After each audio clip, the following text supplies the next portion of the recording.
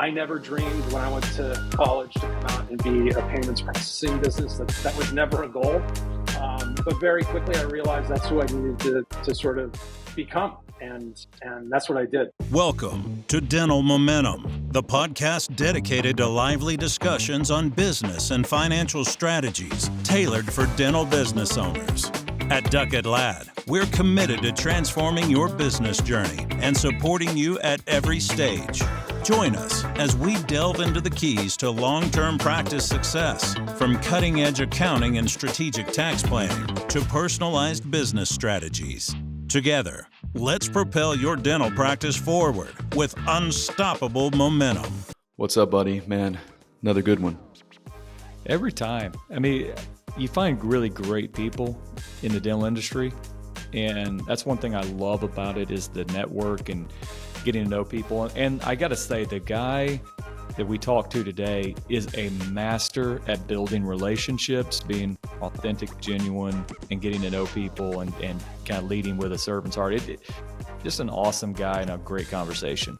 Yeah, huge on, relationships, like you said, and a lot of processes. We talked about processes quite a bit that came up and how his business, is very process driven and can, jump in and really set processes up. So I really enjoyed that conversation. I know you guys out there are going to enjoy this conversation as well, but here it comes, guys. Here's our conversation with Ryan Beagin, founder of Tabs Payment Solutions. Enjoy. Ryan, man, we've just recently met you probably within the past, I'd say year, right? Within the past year. Right. And I got to say, probably one of the best things that's happened in our interaction so far is you did not golf with Bill and I in that tournament out in Denver. We were with Fiddler. Thank to you to inviting us, and I think you did pretty good in that tournament, right? If I remember. I think we did. I got partnered up with the right people. As it happened, it wasn't you guys on accident, but we ended up winning the whole thing. So. Well, thanks for joining John instead of coming into my foursome. Appreciate it. It was awful. By the way, I think we had 4 players that lost 8 balls on the first hole, so I think that was a great start to it. But if and I don't want to get too far ahead of ourselves, but it seems like you even kind of move locale just to play more golf, right? I mean, that's kind of a cheat code. That doesn't really help us. Yeah, no, I mean, I will. I mean, did I move to Florida to play more golf? Yes. But did my kids prevent me from actually executing that part of my plan? Yes. Right. So I do the same thing I did in Boston. I'm at birthday parties and sports events every weekend. So it's just sunnier and in shorts instead of with a jacket. So that's awesome. It hasn't quite worked out the way I'd planned it, but someday soon it will. There you go. Well, hey, let's dive in. I mean, first off, since we've met, the first time it's just a super guy. I mean, just really just down to earth, super guy. I want to just unpack your story. You know what I mean? I mean, you, founder of Tabs Payment Solutions, serve over 2,500 dental practices, right? Huge accomplishment. But let's kind of go back and build up to that, if you will. Let's go all the way back to college. Or if you want to go before then, that's fine too. But diving out of college, how'd you build this thing? Where'd you start from to get to where you're at? Well, I appreciate you saying that, Jared. I really enjoyed getting to know you guys too. And it's been a lot of fun. I think there's a lot more fun on the horizon for us. So I basically, when I got out of school, I was in financial services. I did that for 8 or 9 years and wanted desperately to get into something that I could sort of eventually have as my own. And the path I took in 2004 was real estate, which was possibly the worst time to ever get into real estate. Thankfully, I took the advice of my dad and went to work for a company instead of starting on my own. And then after 2008, sort of stumbled into, I wanted to start a different business with a partner. And that business just sort of creeped into merchant services completely by accident. Wasn't something that I understood anything about or was trying or searching for. And really started the traditional way of, going after restaurants and doing other things. And I was very fortunate to meet somebody who had really established himself as a thought leader within the dental business. His name was Larry Rosen. and his son, Mark Rosen, who had a CPA firm in the Boston area that just exclusively worked with dental practices. Yeah. And they had figured it out. They had sort of shown the way for somebody to sort of design their business around serving the dental community. And what they did, which really to this day sort of helps me or helped me sort of build this, is understand over the course of 8 or 9 months before they'd introduce me formally to any of their customers, all the different things that their customers liked, didn't like, and needed help with as it relates to merchant payments. And some of the core values that we created during those initial conversations are still very prevalent in our business and our approach to working with customers. And there's been 6 or 7 different iterations of merchant services over the last 18 years. And now it's basically a completely software-driven business, where before it was very much a terminal-driven and pricing-driven business. So I've been very lucky that I was exposed very early on into the start of Tabs to the dental community. And I really gravitated toward immediately it's just a better place to be in healthcare services than some of the other verticals that I could have gone. And I've been very fortunate that it's worked out. So if we go back to you coming out of college, when you went to the real estate, did you work for someone, or did you have your own company, or what was that like? So when I first came out of school, I worked for companies like Bear Stearns, Smith Barney, Oppenheimer, and Financial Services. And then I went to work for a company called Toll Brothers, and I started as a project manager, learning basically all the different levels of building residential communities. And then I evolved into purchasing land and mapping out their future development projects. I think when I started, I worked in the New England division. There was like 200 people, and when I left, right before they were going to fire me, basically, or let me go, I think there was like 35 people left. So it was one of those circumstances around the economy. Obviously, the residential building community just basically dried up. So did you like that though? Did that fire you up, like in that real estate business? What I really loved about it was sort of, and what I really took from both my financial services background, where I really understood how to do sort of the analytical aspect of helping somebody evaluate sort of where they're at and where they want to go. And what I really enjoyed about the real estate business was it's a lot more tangible than just throwing them into, a diversified portfolio of investments. They get to touch and feel their house. They got to really understand what it meant to take something from a piece of dirt and evolve it into street and community and all that kind of stuff. It's very rewarding. Now, obviously, there isn't that in merchant service business or the payments business as it relates to dental. But what both of those things have taught me to do is how to service customers, how to provide the analytics that we're still use the same systems and same thought processes we had when I first started out at Bear Stearns, 25 plus years ago, and then making sure that we're servicing them as hard as we possibly can. And that's a unique component to Tabs within a business that is not known for service. See, that was going to be my follow-up question to Jared's is, you've heard stories of people that are in these big world-renowned organizations, and some people have great experiences there, some people have terrible, but almost all learn certain things regarding process, procedure, how things are done. And I mean, it sounds like you did learn some valuable lessons that kind of helped you out once you did jump off and start your journey of entrepreneurship. Yeah, I mean, and I think the term process is actually really a big component of what Tabs does. So there are, we have, 8 or 9 different partners that we utilize when we're servicing and implementing our solutions for our customers. And the processes between Tabs, that third party, and our customer are critical for us to be able to, execute what we're trying to provide in terms of a result. So beyond just evaluating and measuring where they are, I think what we do really well, because of some of the previous experiences I've had, and because, candidly, it's just not a priority across this industry for people to get the service that they want. It's usually an 800 number to who knows where, and then you're stuck with whatever you get. Whereas, we just have gone a different path, and our unique built to not have to rely on that 800 number. So, but to come back to your question, the use of the word process, we have processes for every single step of the journey, customer journey, and for every single person within our organization. And it's critical for us to be able to measure our own success and to hold people accountable by maintaining and evaluating and staying on top of all those different processes that we have in place. So I'm going to do a what if question, man. What if the real estate market didn't tank in, what year was that? 08, 10, that little trend there. Would you be where you are, or you'd be like a real estate developer? Where would you be?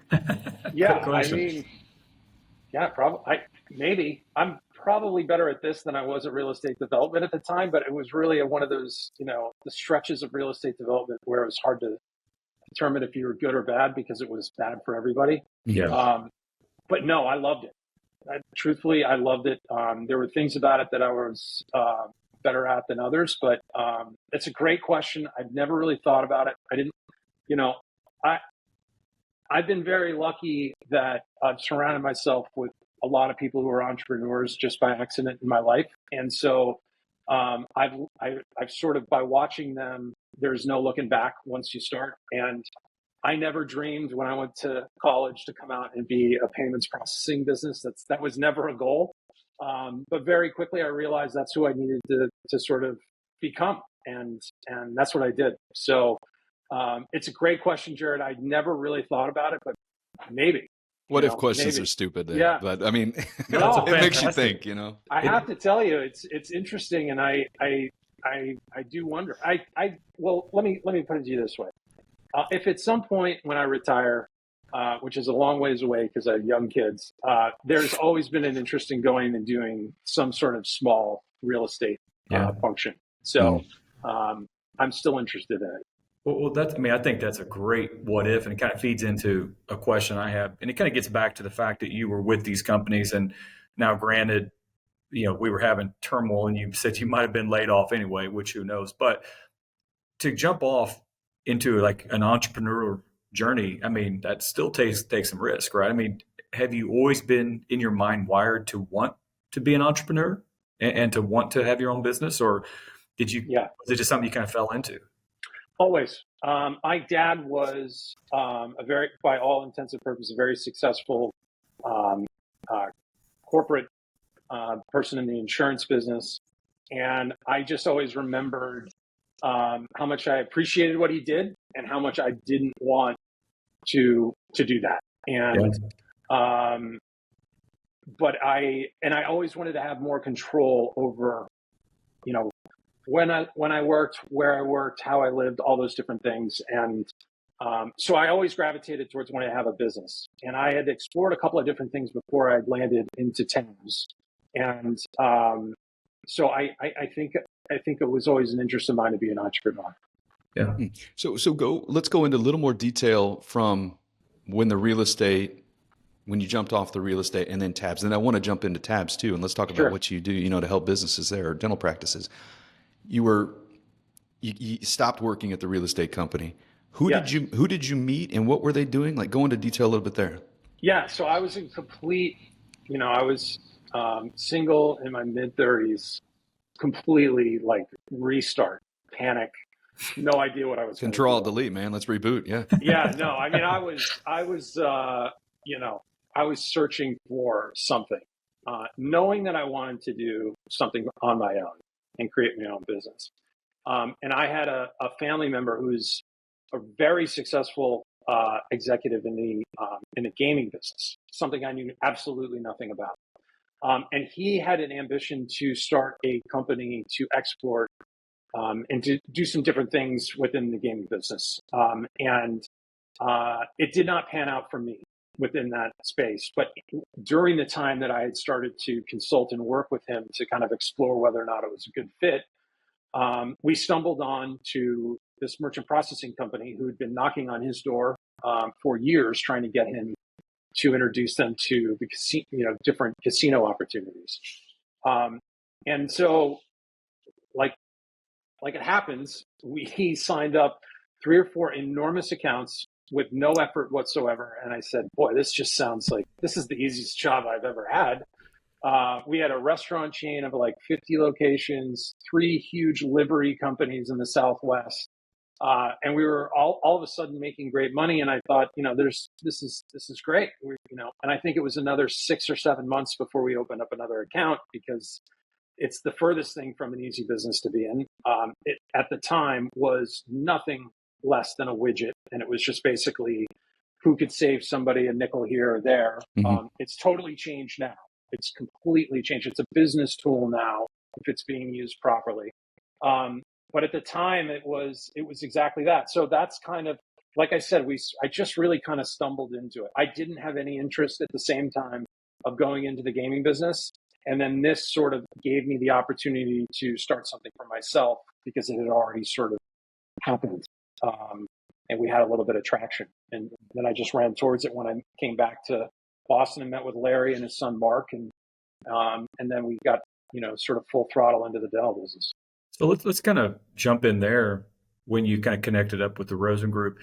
What did that look like? I mean, was it a pretty fruitful partnership quickly? Did it help you grow and scale quicker, or did it just open up doors and you had to build some relationships to kind of grow it that way?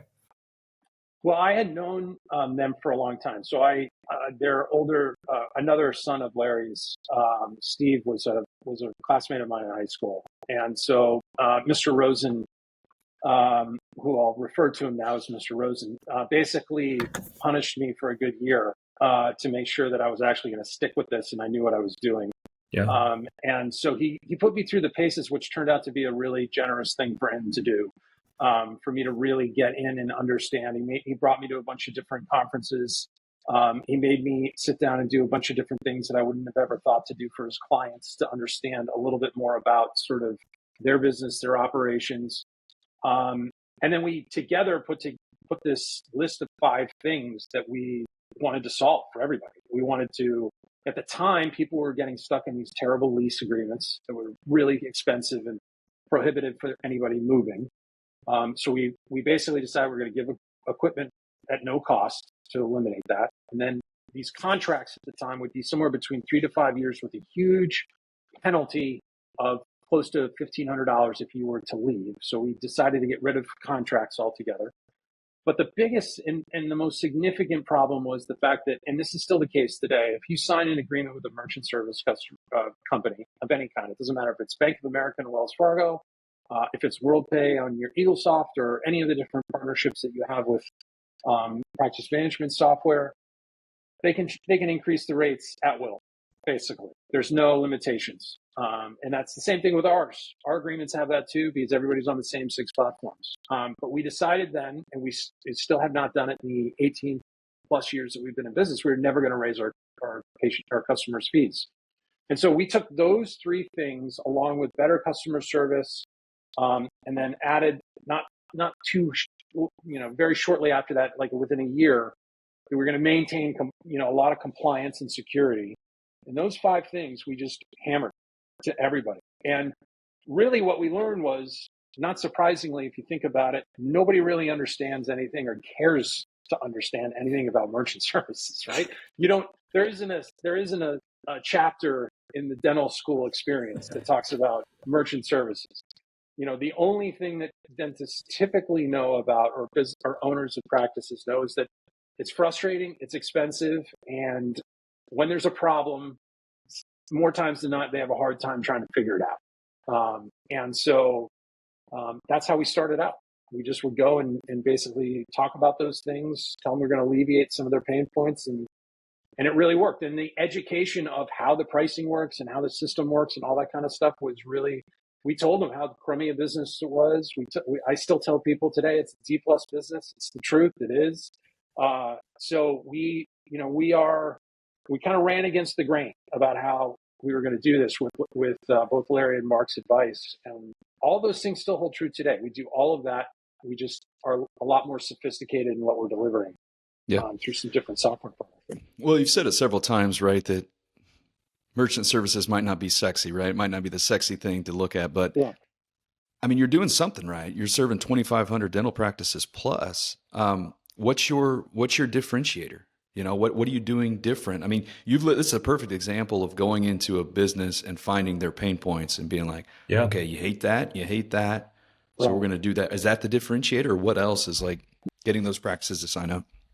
It's a great question. And I think there's two things that we do that's different from everybody else.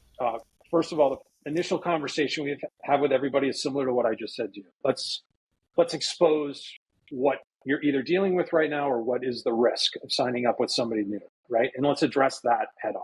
No contract, no equipment, no capital outlay to start. And we're not going to screw around with your fees. These are what they're going to be. You're not going to have to worry about it. I don't want to worry about it. You call me in a year. And then the second thing that we do really, really well is that we have partnerships with multiple different software companies. So we have sort of an independent approach to how we sort of walk towards a 100 location group or a single practice that's just starting, right? We can learn about how they are either want to do business or are currently doing business. Take a look at all the different workflows, any of the existing solutions that they have in place along their, patient revenue cycle management journey, right? We don't do anything on the insurance side, but everything to do with the patient payments and billing, we can sort of help them navigate that piece. More times than not, we're replacing different, 2 or 3 different solutions that they have. We're trying to, implement automation, really attacking any existing accounts receivable, those types of big things. But what's unique about us is we're not held to a product. So if you come to us today and in 2 years we have a better solution to you, Tabs will pay for the cost of you to switch onto that better solution, and we'll just keep going. And that to me is the part that really separates us from any other company, because we don't care what solution you choose. We just want to keep helping you manage this piece of your business better, and we'll keep looking for that next solution to implement. And we'll help you through Dive that into process. that a bit deeper though. Like, what do you mean a different solution? Like, what I don't know. You got an example there? Or? Yeah, sure. So let's, not to go too deep, but everybody remembers having to get the new chip, right? So you needed the new chip terminal. And then really in dental, you really want to have something, if you can, that's integrated into your solution, right? That can either pull the information or post back the information into your practice management software. Or you want text to pay, so you can automate how you're sending out invoices, collecting payments on your website. All these different things come in different packages, and there's a bunch of different solutions that you can approach and use for them. What we've done is we've gone out and partnered with what we believe to be the best in class, as it's specific for the dental business, the solutions that you may want to use. And then we'll evaluate all of those and your current environment. Things that matter are, do you have multiple locations? What's your PM system? Do you have multiple PM systems?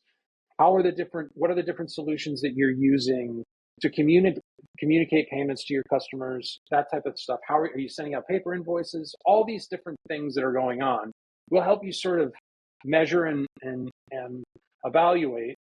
And then we'll come back and we'll say, hey, look, we can change your workflow this way, and this way with this solution, or we could just keep it the same way it is with this solution, and here's what you can expect the results to be. And then we, on an annual basis, go back and say, how's it going? These same things that are working, and try to be more of a service provider than just the widget. So one thing that's clear as you're kind of talking through those things is that your business has evolved significantly in the 18 years or whatever, where you admittedly called it a widget, a commodity, whatever you want to call it, to now, with all the value add. So I'm just curious about the process along that timeline. I mean, how did you identify, what evolutions made sense, what didn't, what projects to tackle, which ones to walk away from? How'd you kind of deal with those? Yeah, it's a great question. And the technology itself drove a lot of it. Phil, I think, from where I either made my mistakes or made the good decisions, there was a bunch of both, was how we were going to evolve, from a personnel standpoint, from a functionality standpoint. All those processes began to change. And I had to change, quite honestly. I mean, I I think you guys are involved with the EOS. I read Rocket Fuel like 5 or 6 years ago, and it was a good book, and it really helped understand what an integrator and a visionary is for your audience. It's the person who gets stuff done, and then the guy who comes up with the ideas. Well, I'm not the guy who gets things done. I am the guy who frustrates all the people that want to get things done. And so, but it was reassuring to me to understand that. And then I went out and found somebody who's really good at the execution part. And I feel like that was really critical for me at the time. That sort of self-awareness and acknowledgement that it was okay to give somebody else those responsibilities, and it was okay for me not to be great at them. And it really helped us sort of take the step into more of a service provider from really just a reseller organization. And that has, that dynamic change has continued to evolve ever since. And that's what we spend all of our time on now, is how can we put process in place and the right people in place to enhance and improve how we're servicing and how we're delivering all these different components to our customers. Yeah. Hope that answers your question. Absolutely. Well, I'm sure you might laugh when I ask this question, but I'm sure you hear this all the time. We hear it from our dental practice clients. Like, it's probably in this service, right? It's always like, we just got to get a cheaper fee, Yeah. Like, it's not always about the cheapest fee. It's about the product that you're getting and everything else it's doing, right? Yeah. I mean, I think there's two things that are the result of that. One is, to my earlier point, everyone has had a bad experience with a merchant provider, right? So they have the scar tissue. They're just like, get it out of sight, out of mind, and don't rip me off, right? It's a completely logical response to this. But we really try to let people understand that there's huge opportunity outside of the cost. Now, we're competitive anyway from a cost standpoint, and it's going to be static, right? It's not going to change. But what if we reduced your 90-day AR by 65%? What if we made it easier for every single one of your customers to make a payment on their phone instead of having to cut a check or remember to call during work hours, or all those little things add up. And I think the biggest impact that we really have isn't so much dollars and cents. It's also, we find anyway that the staff and nobody likes to ask people for money, right? Nobody likes to harass somebody for money, especially the people that are really good at greeting and welcoming people into a dental office. Yeah. So by removing that, we found anyway, the feedback we've gotten is we really improved some of the day-to-day work experience of a lot of the practice front staff and administrative staff, which I don't know how to measure that, but it's the one thing that is rung true over the last 3 or 4 years that everyone, not everyone, but most people have really identified as a benefit to some of the different things that we're doing. So, Ryan, as we start to wrap this up, I'm kind of reflecting back, and you've had a pretty diverse journey. You've done a lot of different things. You've seen a lot of different things. You've hit some good timing. You've hit some terrible timing. Everybody can look back and say there's things they would take a mulligan, to use a golf term, if they could. Yeah. So, whether it's pre-dental or, in the dental industry, what is something that if you could go back and do over again, you would take that mulligan? Yeah, I think the one thing it's a great question, by the way. I think the one thing that was problematic for me the first 8 or 9 years of running this business was I sort of micromanaged everything. I really had a hard time understanding how important it was to trust and delegate. And so for myself, that was the number one issue that sort of slowed me down. It didn't get in my way, but it slowed me down. If I would have been more comfortable 4 or 5 years before, understanding that, it's okay to have the wrong person the first time or the second time or the third time. Just you need to get to the place where you have the person that's going to help you do these different things. It would have saved me a ton of aggravation. And we'd be a lot further along in some respects than we are today. Yeah. I'm going to sneak in one more question before the final one, just to clarify this for our listeners. Tabs works with groups and single doc practices, right? Yeah, any form of dental group. Our largest is 190 locations, and we have, over 50% of our business is single locations. So it's pretty diverse. That's perfect. So to end on this one, Ryan, this has been fantastic, by the way. Jumping off from that real estate company, right? Getting in and then starting your own business. Now that these people out there today, right? Business owners out there getting ready to start their own business. What's the best piece of advice you would kind of give to them? Like, hey, just sneak it in their ear. You should probably do this. You should probably think about this. Yeah, I would say the thing that surprised me the most about becoming a business owner was that my preconceived notion of what it was going to be changed 5 or 6 different times, a lot quicker than I think I thought it was, right? You think, all right, I'm going to go in, I'm going to do this. And I guess maybe just have the willingness and the understanding that it's probably going to turn out to be a little bit different than you think, and to be able to be flexible as you go. And to, I think I was lucky with some of the different advice I had gotten, which was to have a really open mind and to try to learn as much as you can while you're doing it. That would be my advice. When, the times when I've seen people really struggle with their businesses, they're like determined it's going to actually be this way or it's going to be no way. That just has not been my experience. So if you're not flexible, may be a little bit harder than you want it to be. So that would be my one piece of advice. That's awesome. Ryan, we appreciate you, man. So guys, Ryan Beagin with Tabs Payment Solutions. If you got to force him or you're in a scramble, get him on your team. Show the trophy. Come on. Get him on your team. Let him hit last. Everybody putt before him. Let him read those greens and where you're missing so he can sink it in. But come on, Jared, I work. I don't golf that much. Well, you moved to Florida to work, right? You're golfing. Yeah. No, we appreciate it, man. Thank you very much, guys. This is really fun. And like I told you before, this is my first podcast. So I hope I didn't screw it up too much. It was fun. I had a good time. Nailed it, man. We appreciate it. Thanks, buddy. All right. Take care.